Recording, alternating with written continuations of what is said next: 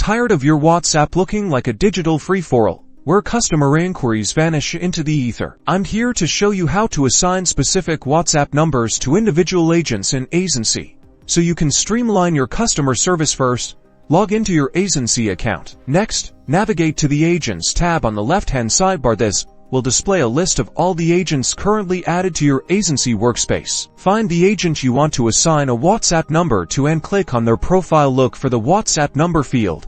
It will typically be under their general information. Now, enter the complete WhatsApp number, including the country code, into the designated field. Make sure the number is correctly formatted to avoid any errors.